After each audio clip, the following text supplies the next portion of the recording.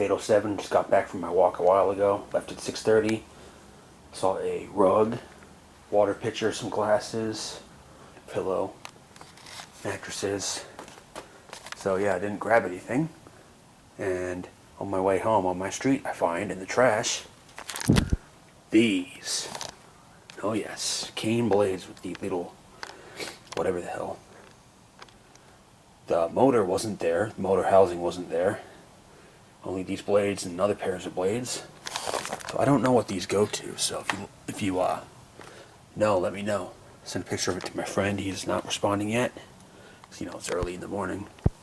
Yeah, I couldn't find these, but I grabbed the screws. So yeah, I wonder what happened to the fan. Maybe it's still in use. Maybe they got rid of it years ago. These are kind of flimsy. And they're dirty. Yeah, many years of dust. Looks like drywall dust. There are some brown blades, darker brown ones. It said Taiwan Republic of China, so they're probably vintage too. But they're just dark brown blades, cane blades like these. I like them better. So yeah, there's my roadside find for the day.